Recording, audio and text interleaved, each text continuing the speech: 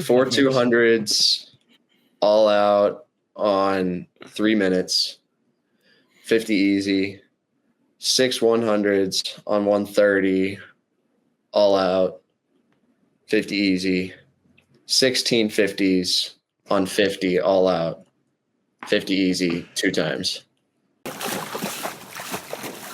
Welcome to Social Kick. I'm Brian Lundquist. He's John Mullen, and joining us from NC State, ACC champion in the 50 free, Quintin McCarty. What's going on, man?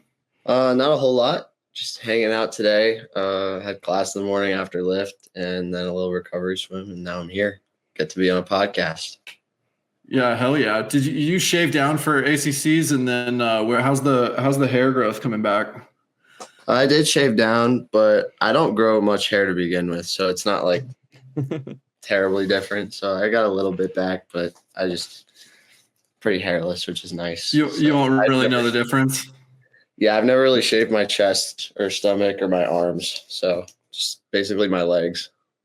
Wow, interesting. This is actually a debate on the arm shaving thing too, by the way, like the pattern of the shave. John, did you go full shave on the arms, or did you do? I used to sometimes I would like leave the forearm, like where my catch was. I would leave that, but shave the rest of it. Yeah, I know a lot of people that did that, but no, I shaved my arms. I mean, I don't have that hairy arms, but yeah, I would shave it all, man. Shave it all. Yeah, I mean. Man. I don't really grow too much hair. I'll go over it like maybe once a year. I did at trials for sure, but I just like a 2 and be done with it. It's not really, I don't grow too much. There it is. How often are swimmers shaving nowadays?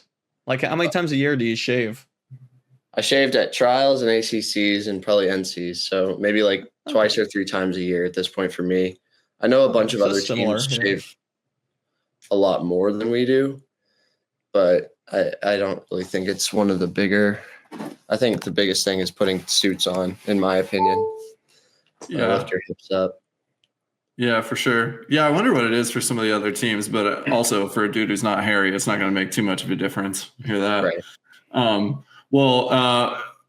Quinn, we always ask our guests or our audience on Instagram and YouTube at Social Kick Swim for some questions. And we got some for you. So let's start off with your pal swim coach Joao wants to know 10 years from now, can you still beat him in a 50 freestyle? I told him the other day at practice, actually, he can call me out anytime in the next 20 years and I'd be ready for 20. Wow. Yeah. I think I got him for the next 20 years. Doesn't matter what I'm doing. I'll get up on the blocks and race him head to head. Oh, but man, just wait till you don't swim for a few years, man. Well, I guess what you're betting on is that Joao is going to fall off and not be in any shape in the next 20 years so that you can still beat him. It's either you're still staying in Joao level shape for the next 20 or he's going to fade. It's going to be one of the two. I've always been really active. So, like, no matter what I've done in my life, I've always gone outside. I used to kick field goals. I used to just run on the track, like consistently, just random athlete things. And just staying active is one of the main things that keeps my mental on. And it makes me like feel really good about myself, no matter if it's just going outside for a walk or hanging out. I don't know. It keeps my mental health really engaged and in a good spot. So I think that's something that comes along with like a competitor and just an athlete in general. You kind of always have that edge of just wanting to be active and doing things and accomplishing goals, whether it's, I don't know, I walked 10,000 steps today or whatever it might be. So I don't know, that's where my headspace is. So in the next 20 years, I think I got him. What's the longest field goal you've ever kicked? I kicked a 56-yard field goal in high school. Woo-hoo. So what was the setup? Give me the scene. Were you actually on the football team? No, I was not on the football team. I taught myself how to kick field goals. I taught myself a lot of just different small random things. It's kind of where my ADHD took me. And I love being outside, and it was like sun's out. You're in Colorado, so I get a little bit of altitude help. But the first like 6 months of kicking, I was terrible. Like I could get the ball up barely and through the uprights from maybe 20 yards.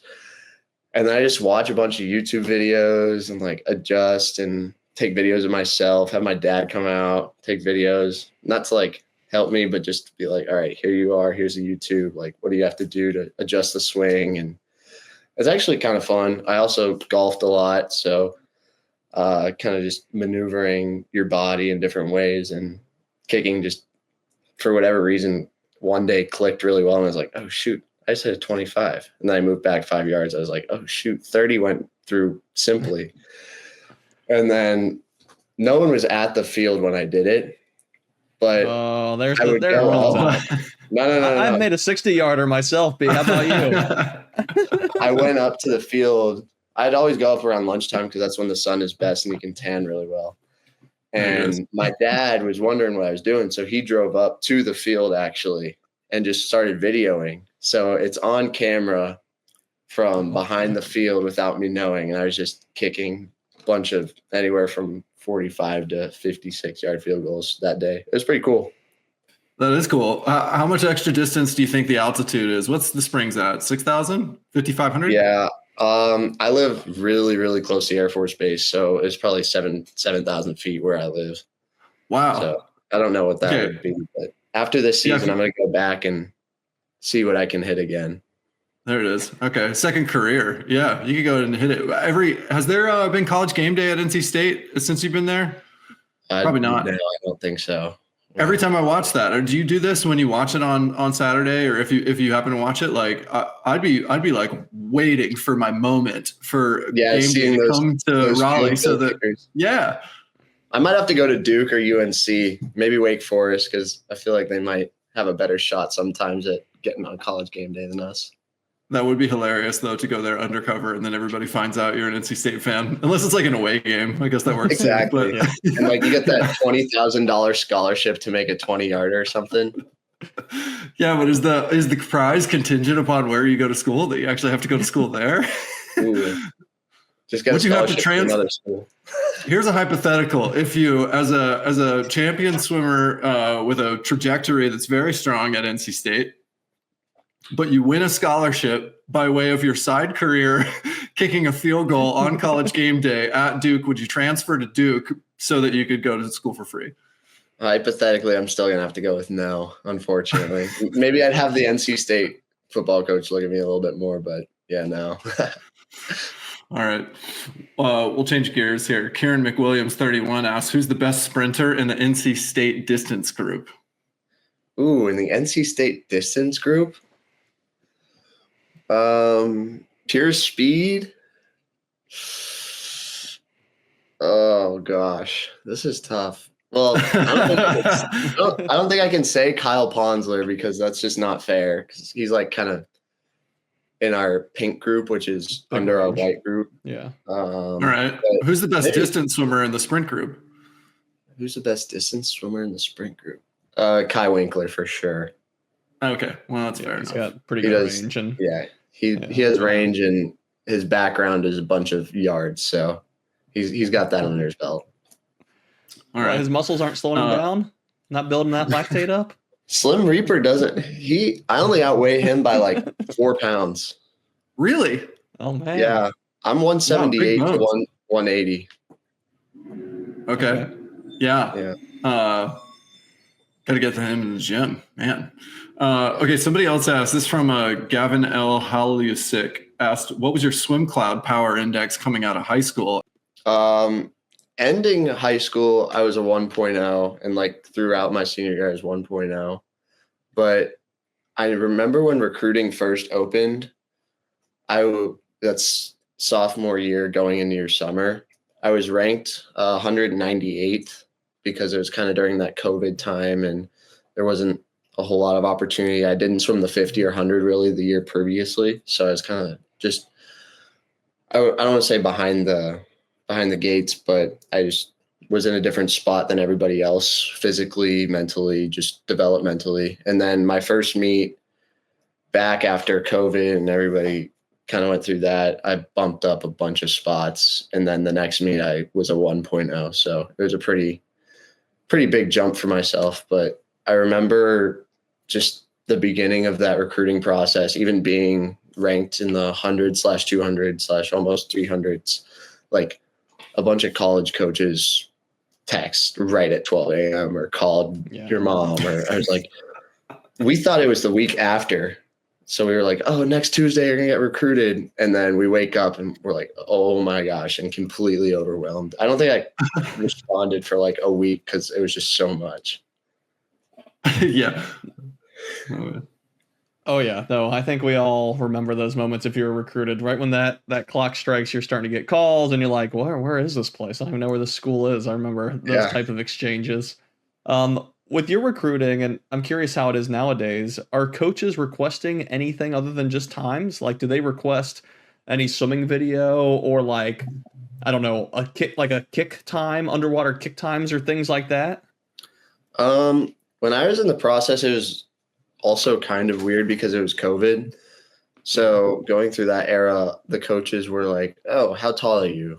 How much do you weigh? Like, I bet that's pretty similar to throughout the years, but nothing about my times, nothing about my practice times. The coaches who were like really invested in you and really wanted to kind of make their stance and be like, oh, this kid's cool. We really, really enjoy him. Like, let's get to know him a little bit more through swimming, through the things he does out of the water. Like, those are the coaches that connected with me the best. And I just ended up sharing my times and sharing practices with them because that's like the conversation led to that. It wasn't like, hey, what'd you do in a 50 from a push yesterday? Or like, I never really had to take care of that. It was more about, oh, Q, how's your day going? Like, how are your grades? What's school like? What's a day-to-day for you? So it wasn't so much about the analytics of swimming. It was more about the personality of the human. I mean, that does matter a lot when you talk about team chemistry and everything. But I also wonder, like, I just got super into watching the combine, and now you've got me thinking, like, what would be in a swimming combine? Like, what would be the 3-cone drill? What would be the 40? You know, I like your time to 15, your underwater stuff. You're like, 15 from a dead stop or from a dead float. Yeah, I don't know. What else would you put in there? I like the dead start one because I don't know. I like getting up to top speed without having those underwaters or that turn. It's kind of my favorite thing to do.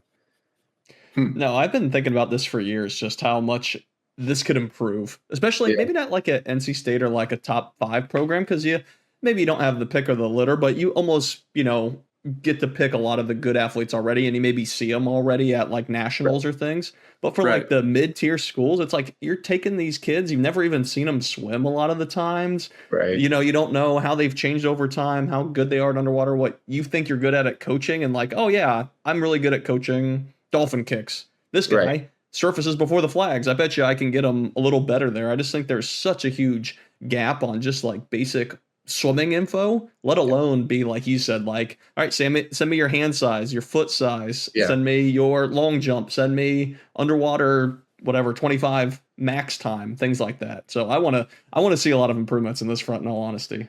Yeah, and in high school, like the high school football have the American game, I think it's called, or whatever that is, where all the best high school recruits go and play like one football game. And they never met these teammates and whatever. And a bunch of them end up committing at the end. Like maybe have like the college meet, like your introductional meet to college swimming, have it kind of be like a fan base and have some commitments at the end or like some best times. And I mean, it's exciting to watch people celebrate and all that stuff. So like make it a big deal. And I don't know. It could go places. Yeah. I'd like a rowdy environment. Yeah. I was going to say go ahead, John. Oh, sorry. Yeah, I was just going to say that a few years ago, it had said, oh, no one's going to that. But now with dual meets and Sockwell going to different meets and bringing more excitement around just, the love of racing and, like you said, some good celebrations and things, I could see it paying off if it had the right people behind it for sure. Yeah. Yeah. I mean, the funding would be a problem, I think, like justify it. But if you're wanting to get recruited, I mean, people go to junior nationals and, some other meets like that. So I guess the travel's there already. I keep thinking about like, what would be the most likely thing to cheat on? Because, they do the arm measurement, right? And they say that football players always cheat by like engaging their lat and like shrugging down. I wonder what other ways you could do it because they do that to increase their vertical jump, right? So yeah. And their biceps are so big that it's like kind of justified because it's already touching their ear. Right. But it's like, swimmers are already really long. So I feel like already they're inflated or maybe whichever way you want to look at it. They're, the NFL combine is inflated because, they're so bound up and probably, not actually extending as far as they could. Yeah. What are other ways you could cheat the system? I don't know. That'd be weird. But I do think doing a swimming combine with exercises on land would make a lot of sense too. And I think that's another component, John, that like when you talk about evaluating talent, that a swim coach wants to like look at you move on land too. Right. Like how much body control do you have? Are you, I want to see your parents too. Like what do they look like? Are they tall? Are they athletic? What's their history? So. Which I'm sure you got through some of the conversations on the phone with coaches.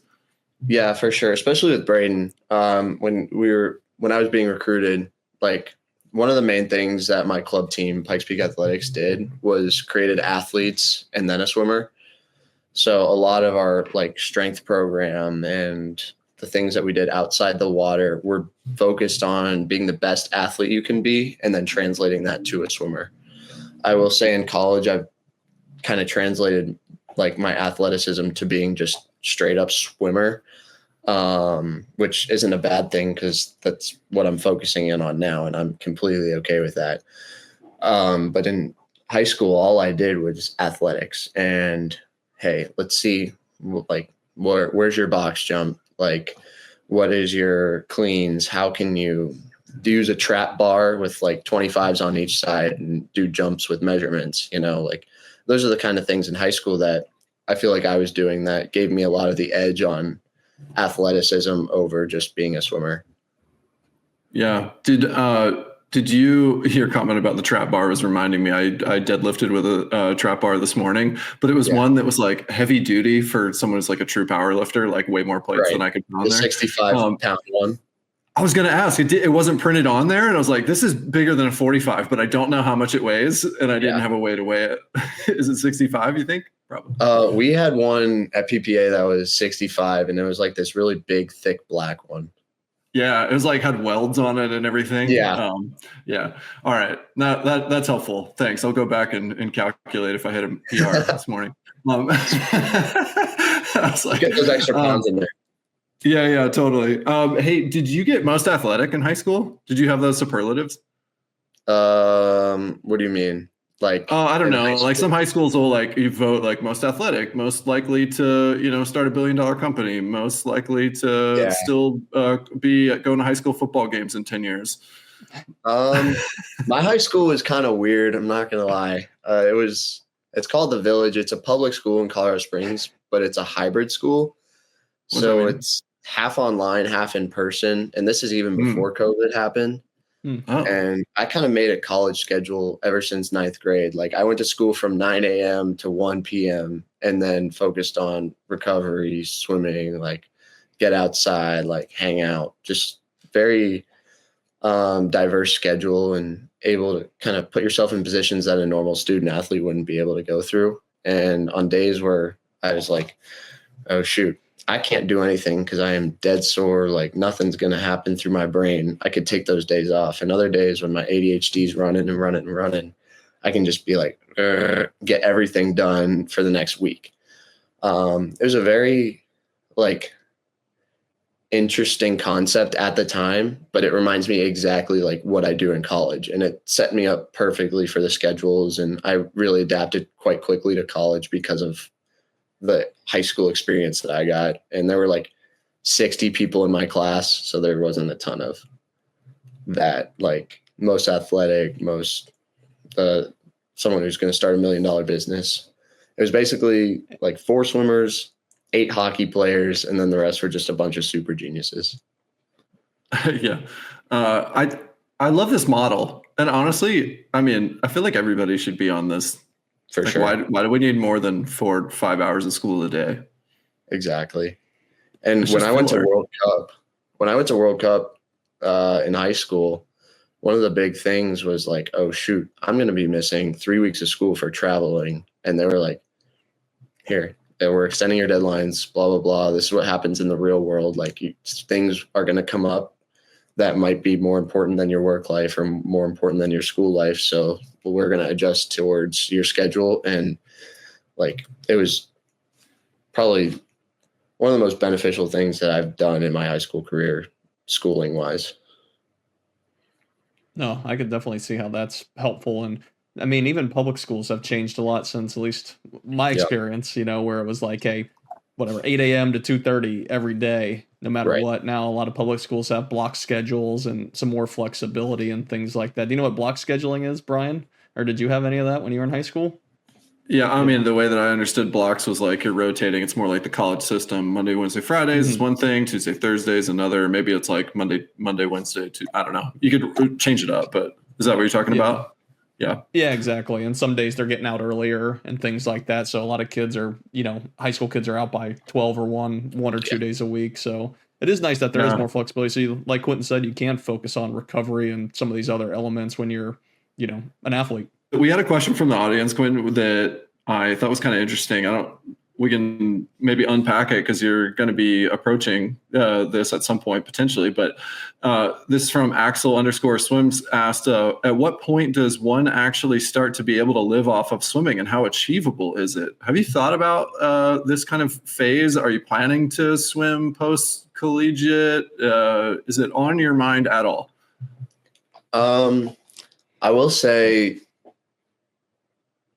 yes, extendedly, because my freshman year here at NC State, I had an injury and I got a red shirt. So this technically my sophomore year. It's gonna bring me 1 year closer to that magic number 2028. Really excited for that in general. It kind of extended my mindset of, you know what, this sport is so long. I only have so long in this capacity, especially for my body. I was a later developer. I'm going to continue to kind of grow and keep putting on mass and whatever. So I think my peak isn't obviously right now because I'm still like dropping time, whatever. But I can extend my swimming career as long as I want. And as long as I'm happy, that's where I'm going to be. And it's not so much of whether or not I want to keep swimming, but it's where my mindset is and where my mental health is, because that's way more important to me than any sort of money I can be making from swimming. Granted, there are like deals you can have. You can be sponsored by Arena, Speedo, Tier, whoever it may be who reaches out to you, and like take those deals so you have something to live off of, which is amazing, especially in a sport that isn't quite as publicized as football or soccer or any of these baseball things or whatever is going on. But I feel like swimming is kind of headed in that trajectory of adding more money. Like more people are becoming aware of swimming as, oh wait, this is an exciting sport, especially as sprints get put out. And then the distance events where people are going back and forth the whole time. And then it comes down to a 0.2 finish. Like that's exciting. And we've all seen that because we've been in the sport for so long. But as soon as we get the kind of audience around the world to understand that, whoa, down to hundreds of seconds is crazy. And all the training that we get to put in behind these 18 seconds, these 40 seconds, like they'll never comprehend that. But it's almost more exciting to just watch that 0.01 finish between people. So I think eventually there's going to be a lot more money in swimming. Will it be during my time? I don't know. Are there deals available to me? Potentially.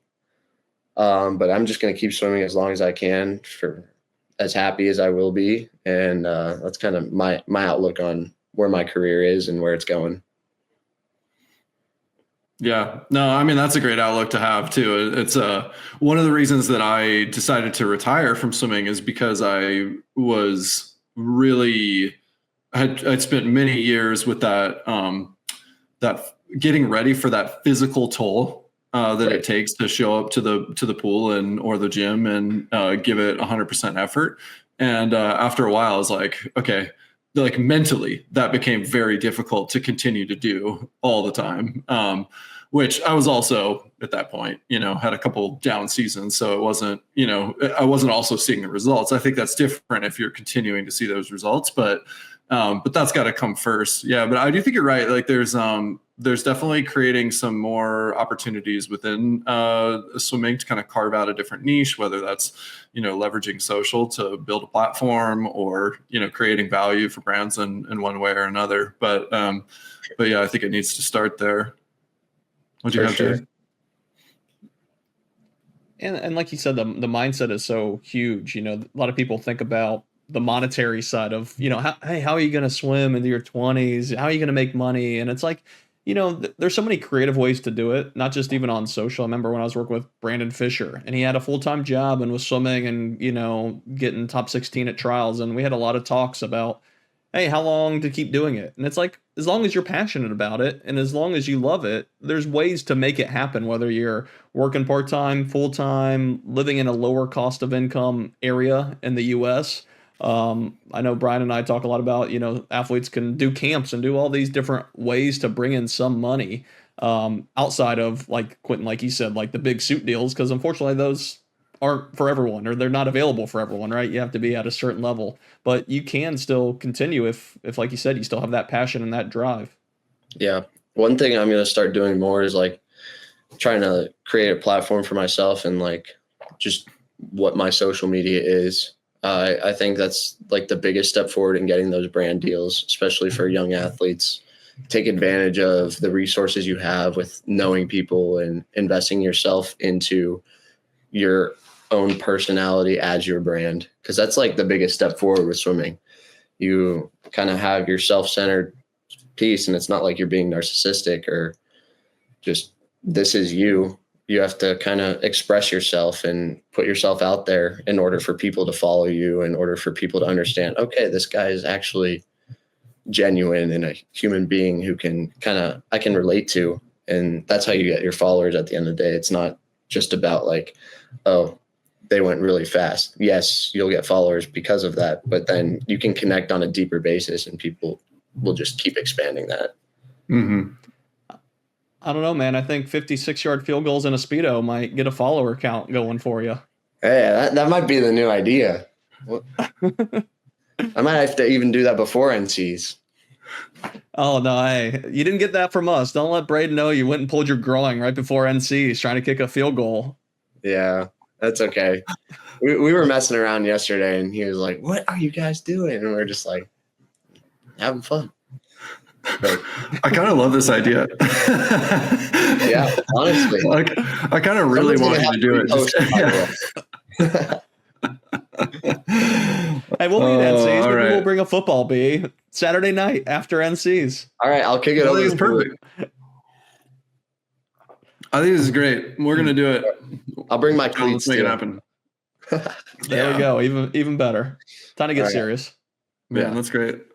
Speaking of swimming fast, you swam really fast at ACCs with some personal best times, conference champ in a big heat with the invaders from the West Coast coming to the Atlantic coast.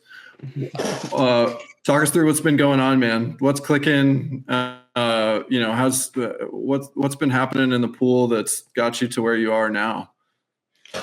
I mean, we talked kind of about mindset, and like that's one of the biggest things. And if you ask me the same question about where do you see your swimming career, like if you ask me that in September when I'm not as jazzed up after ACCs getting ready for NCs, I'd tell you day by day. Like that is my complete mindset throughout the year. Obviously, I'm getting excited and kind of progressing on because we're getting close to the times where I can go extremely fast. But during those hard months of October, September, November, December, like all that bulk of training, it's just day by day.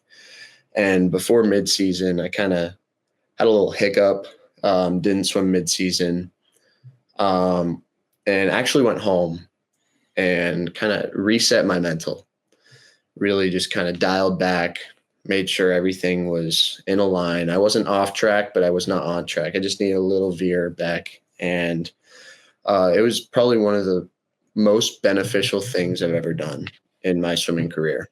Took a week and a half / 3 weeks, just completely off during that mid-season to the first week of December. And it really put me in a path where I was happy with myself, happy with my swimming, and happy with my career. And if it ended that day, I would be ecstatic.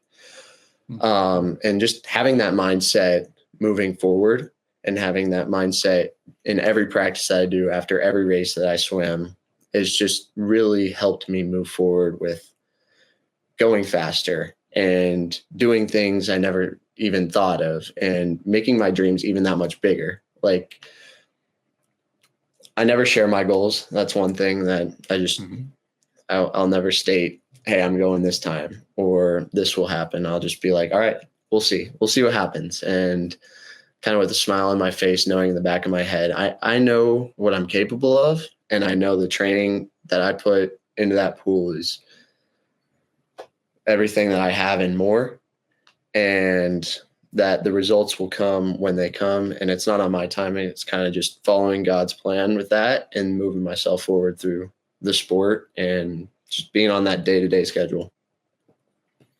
2 follow-ups.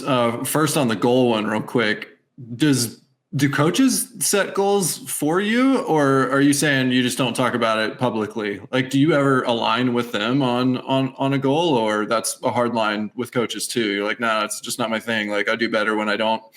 The result will be the result. It depends on how long I've set out a goal. So Braden knows my initial goals for this season. So I kind of come up with A goals and B goals. He knows my B goals. My A goals are something I always keep in the back of my head, and that is what it is. And if it gets out, it's because I achieved them. And one of the main things about goal setting for myself that I learned from Coach George at PPA was, what are you doing after your goals? Because that's kind of where the mental aspect comes in. Like, you can reach a goal, but then feel zero emotion or zero connection to it because you have no plan for after. And that's why people get in the ruts after their big meets. And I've been there. We've all been there. But it's something you have to almost make a separate goal for what's to come after you achieve or don't achieve whatever that peak or valley is going to be. Yeah, totally. Well, it sounds like you've in a really good place with the mindset. And I'm curious about, the hiccup you talked about in the fall around mid-season. Is that something that you're adept at being able to see in yourself and address and know that you need a break, you need to go reset?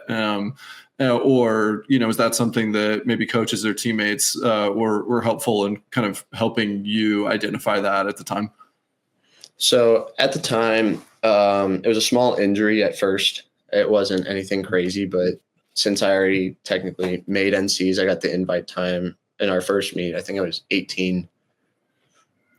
I was 18 something. So I was already going to go to NCs, and we were like, all right, we're not going to push through a meet where you could get worse. Cause that's what I did freshman year, ruptured a disc in my back. And then we know the story of that. So that was not very fun. And then after that meet was over, I was like, I've been separated. I kind of put myself in this position. I'm going to take my time and then figure myself out. And then when I came back, Braden and I talked. We had a meeting with other coaches in the room as well. And it was essentially finding out the outlets you can go to when you know that you're kind of slouched or you need a crutch. And I'm not someone to ever ask for help, or like, I'm not saying I'm the biggest manly man, I'm tough, like put on a face, because I'll talk about mental health whenever. But I'm not the first person to be like, okay, hey, I need to pick me up. So Braden and I talked about how I can take steps forward with that. And it's more about allowing myself to be free. And my mental capacity can only hold so much. And at some point, I have to allow other people to be there with me, hold me accountable from everything that I have, and be like, hey, Q, today isn't the greatest day for you. Now let's see what we can do outside the pool. Let's go hang out. Let's go get a stupid dinner and then watch stupid YouTube videos for like an hour and a half. And like, that's the things that like clear my mind and allow me to decompress. And I have to open myself up a little bit more. And the hiccup isn't really necessarily myself or not being able to reach out to others. It's kind of just a combination of learning moments through my career.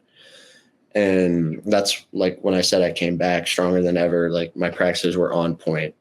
But it wasn't because I was focusing harder or training any harder. It was just because I was free, and I was free of my mind.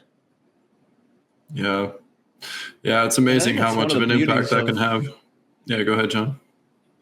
Yeah, I was going to say, I think that's one of the beauties of college swimming, because you do have that network there. You do have the guys and the coaches and the support to help you out during those times, right? When things aren't going well. And hopefully over the years, you have that rapport where they know, oh, Brian needs to go, whatever, hit golf balls, or Quintin needs to go watch YouTube videos, and to kind of get you out of that rut. But I think as guys, it is hard to, one, express it, and two, to, be open for it as well, especially if it's, broached like, hey, Quintin, you're someone like shit. Let's go do something, right? Right. Guys aren't always the best at, bracing it well. Yeah, I completely agree. But this team, like, it helped me grow a lot. And there's a lot of people here that do support me and make me a better person every day. And I will say Braden's someone who challenges me, not only as an athlete, but if not more as a person. Academically, Dino challenges me. Our academic advisor challenges me. As a teammate and just human being, Braden really uplifts me to kind of open myself to having a more open mindset of like connections and growth. And yes, I'm personable. Yes, I can go and communicate with anyone. I have decent skill set with that because of being an only child, but he helps me connect more with people rather than just going and talking and being personable. Yeah. I don't know him, but for all the things that I've heard of him, other than like saying hey to him on the pool deck at NCs or something like that, it's pretty clear all the NC State swimmers have a lot of love for their coach. And I think it's because of being in their lives in a very different way than just, coaching the X's and O's of swimming. Although he's very good at that. You mentioned Dino, and I'm curious, what's one of the hardest sets that you've seen the D group, the legendary NC State D group do that you definitely would not want to be a part of? There's a lot of them. I don't even know if I have one just off the top of my head, but they just are always cranking out. And mile Mondays are crazy because Monday afternoons I do 100 back speed. Mm-hmm. And once my 100 back speed practice is over, there's about 10 to 15 minute window before everyone's out of the pool. And I get to kind of just walk around, put my bag up. And then as I exit the pool, Dino's always standing kind of right in front of our lockers. And he's getting in there and just, and screaming at whether it's Lance or Owen or Willie G, like just really getting in there. And their mile Mondays are an insane practice to watch. So if you ever get the chance, Mondays are fun.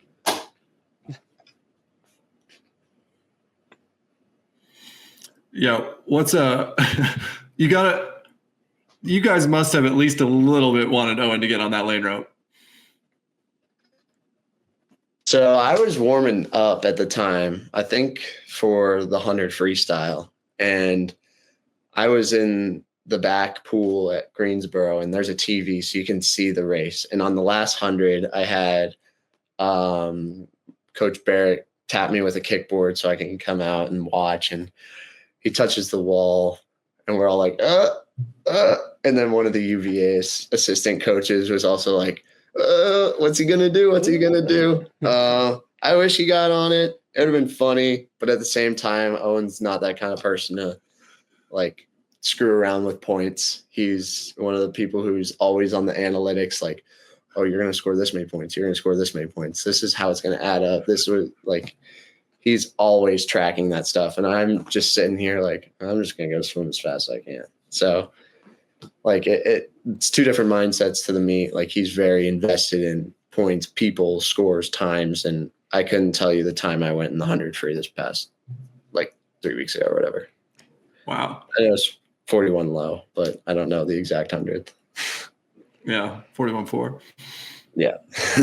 Go ahead, John. Well, what are you most excited about for upcoming NCAAs? I'm excited for our team. I think that one thing this year, obviously, you get punched in the mouth. You have two choices. You can lay back down, or you can get back up. And this team has a lot of key assets to make that next step forward. And I think with leadership and growth and young guns coming in and challenging a lot more, fifth years are soon to maybe exit swimming. Maybe, I don't even know what's going on, but we have a lot of potential, and this NCs is going to be really excited to see what my team can bring and what we can do as a whole, so we can set ourselves up for next season really well. Obviously, like Cal, Stanford coming to ACCs is amazing. I'm really excited that competition's there. A lot of us felt that hit.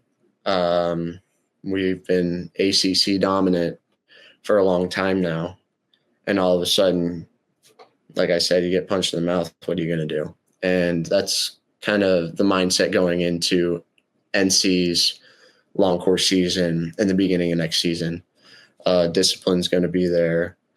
People are going to be there, and it's time for not only the leaders to step up, but everyone to make a move and kind of get on top of that pyramid again. A few of the people I talked to said ACCs this year seemed like NCAAs. Did you, like you said, the new teams there, did you feel that energy change, and what was it that made it feel like that? Was it just the fast swimming? So when I'm racing, I'm locked in. I will not remember 5 minutes before, during the race, and 5 minutes after. Like that's just where my brain is. Like I'm so locked in, I just won't even think. But on my day off, I really realized how many people are in the stands. Like it was crazy.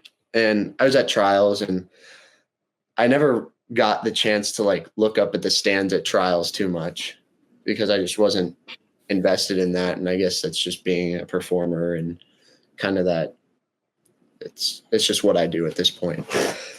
But on my day off, I was like, whoa, this is so cool. And then seeing all the parents from all the different teams and just being able to look up and spot people, and club teammates and people you saw at juniors like 3 years ago. Like it's just an environment that was nothing like ACCs last year, and nothing like NCs last year either. Last year at NCs, it was a really cool place to be, but I've been to that pool so many times in Indiana that I've seen it packed. I've seen what it can bring. And for some reason, it felt like swimming was just the only sport on the planet at ACCs. And it was a really, really cool feeling. Yeah, that's a cool vibe that you can get in Greensboro. I think there's a few towns that can actually support that kind of feel, but that's definitely one of them. Indy was cool during trials. We're looking forward to see if it's going to be kind of that way for NCs with the pool a little bit away from town. But yeah, I don't know. Either way, it's there's going to be a lot of attention on the sport of swimming. It's fun. It's fun to be like in this time, in this period, in this like 6 week period. But I don't know, man. I know you're trying as hard as you can to grow the hair out before the next shave, but I'm ready for more fast swimming. Well, I don't even want a break. I'm ready. Let's go. Yeah, I'm ready too. Practice has been there, so might just have to start showing up to teams practices between ACCs or SECs and NCs and do interviews there, because everyone I know right now is putting in that work and getting the sword sharpened and just moving forward with like, all right, let's get the gears back. And then NC is just going to be a flash. Well, what's something at practice that would have gotten our attention on the NC State pool deck? We've had a lot of good 100 free practices recently. I'll say that. I think at ACCs, our legs were starting to get there. And as soon as the meet started, they're like, okay, we're not quite at the end of the season yet. So Yeah. I don't want to say like subtle foreshadowing, but our team looks really good in the water. And I'm really excited for people to kind of progress and see their drops.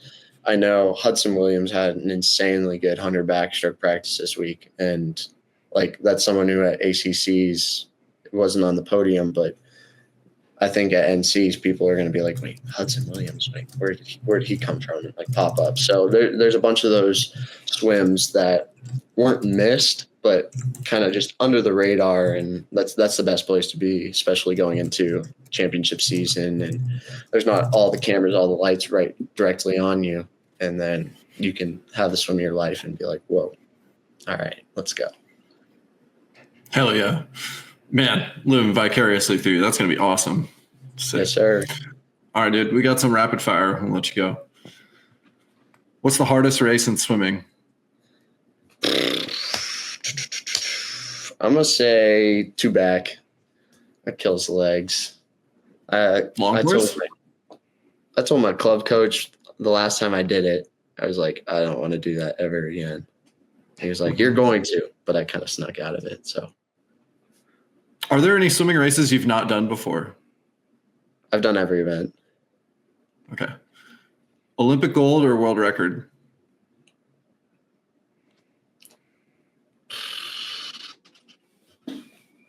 World record. In what event? Free. What's one thing that happened during the conference season that you didn't expect, or maybe that stood out? That stood out to me was Julian Smith's entire SEC meet. That was really cool to watch. And he's just a great guy. Really, really proud of him. And just he's one that puts in all the work. You can tell. And just anyone deserves it. It's him. Yeah, he's a good dude. We enjoyed talking to him. If you could only keep 3 apps on your phone, you only get 3, the rest get deleted. Which 3 apps are you keeping? 3 apps?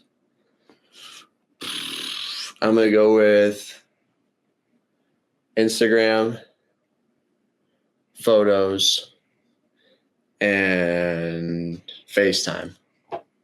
Okay. Earlier, you talked about watching dumb YouTube videos. Who are amongst your top follows on YouTube? Who do you watch? Oh, shoot. So I watch guys play online slots. So I watch a bunch of gambling on YouTube. One of them being Fencer GG, one of them being Togi, and then Juicy Slots. Oh, you're into it. Okay. Oh, yeah, I love it. It's so much fun. Juicy Slots. There you go, B. Yeah, Juicy Slots. Your mind state. I'm going back to the Beavis and Butthead Do America movie where it's like there's going to be a lot of slots in Las Vegas. Yeah. My dad showed me that when I was like 10. It was great. I was going to ask if you even know what we're talking about, but yeah, there you go. With the Adderall pills, you're like, Important stuff to show you when you're 10 years old. Oh my God, that's awesome. All right, we got to check that out on YouTube. I enjoy a good YouTube rabbit hole, but never checked out the slots. This one might be potentially controversial right now. Who's the best NFL kicker of all time? Or kicker in general, but I assume they went to the NFL. I don't even know. You just like to kick, or do you follow kicking? I followed it when I was in high school a lot, but I think Justin Tucker's still on the top of my list. All right. Now, here's a follow-up. If a player has an off the field issue, should that preclude their inclusion into the Hall of Fame? Into the Hall of Fame? Yeah. Give me the Pete Rose. John's a Reds fan, lifelong Reds fan. Pete Rose. Now Rob Manfred apparently evaluating the candidacy of Pete Rose after he died. Lame. We got the steroid era in baseball. What do you think, Quintin? I think it's dependent on what you do. If it has no impact directly on your athletic performance, I think throw them in the Hall of Fame, unless it's like terrible. But All right. it's dependent on what you do. Okay. So there's a no list and there's a okay list that's not so egregious. We'll let you in. Okay. Yeah, it's like maybe tax maybe evasion for a commish. year. Tax evasion for a year. Okay. That's fine. Pete Rose gambling slots machine. You got to have some leniency on him. Come on. There it is. All right. What's the best race that you've ever seen live in person? The best race I've ever seen live. Oh, I feel like you're going to give me a distance event since you mentioned those earlier. But yeah, for whatever reason, I like watching the end of the mile. It's great. But It's a key moment there. Specifically just the end of it. well, most of the time I'm warming up during it, and like I always just get the sneak peek at the end. But I'm gonna say I was at a meet in 2019. It was the Fran Crippen, I think, invite and Mission Viejo or whatever. And I watched Caleb Dressel do the 2 free there, and that was probably one of my favorite races to watch, just because it's not like, oh, Caleb doing the 50 free or someone doing like their main event. It was just, I was invested in seeing someone kind of just do something not exactly in their comfort zone and balling out. So it's fun to watch those kind of races. Oh, that's a cool answer. I don't think anybody's mentioned that to us before, but that's so true about like, you wonder, okay, there's somebody who's got a broad skill set and you never get to see them do a certain thing. I mean, I used to feel that way watching Caleb swim breaststroke. Right. Because it's not something that you would see long course ever. In short course, you're like, oh my God, this guy's just amazing at everything. And sure, he smashes 100 breaststroke. So yeah, Gretchen 200 free leading off the relay. There is a certain amount of excitement and like unknown about it, right? It's like, they're good, but now we get a chance to see them, like you said, a little out of their comfort zone. Let's see what happens. So that was a great answer. Right. The buzz on the pool deck, Leon Marchand, another one, oh man, he's either doing breaststroke or he's going to lead off their 8 free relay. What's he going to go? That anticipation is so cool. I love that. All right. What's the hardest set you've ever done? Hardest set I've ever done. It was probably in club. It came up in my memories the other day, actually. It was good memory. 4 200s all out on 3 minutes, 50 easy, 6 100s on 130 all out, 50 easy, 16 50s on 50 all out, 50 easy 2 times. It was all terrible. Of that 2 times. 2 times. Yeah. When I say all out, it's 40 seconds on the all out 50s there. Your best average, but like I remember leaving that practice with my calves cramped, my quads aching, and everything was just on the floor. I think that was one of the days you sit in the showers with your club buddies for like 45 minutes and your parents are screaming at you to leave and you're just like, no. Oh, no, those are great workouts. Those ones where, like you said, you just can't even move. You can't leave. You're just like sitting there in pain, just waiting for it all to wrap up. So nope, that was definitely a good one. Yeah. All right, Quintin, we got one last question for you. How often are you doing social kick with taper approaching here before NCs? Ooh, well, I'm 2 days strong right now, so that's good. Yeah. So hopefully we can keep the streak going until NCs, but just take off Sundays. But yeah, I think social kick is something that everyone should do a lot more of. There we go. Hey, we like to hear that. That's for sure. Yeah. All right. Well, that's all the rapid fire we have for you, Quintin. Thank you for joining us here. We were excited to see you do so well at ACCs and excited to see what's in store at NCs and beyond, man. Perfect. Thank you so much. I appreciate you guys for having me on here. Yeah, definitely. Well, thanks again, everyone, for listening. That was this episode of Social Kick. See you next time. Bye. Hey everyone, thanks for hanging out with us. If you enjoyed this episode of Social Kick and you'd like to see more, subscribe to the channel. And we love talking swimming and we'd love to talk about swimming with you. So leave us a comment and we'll see you next time.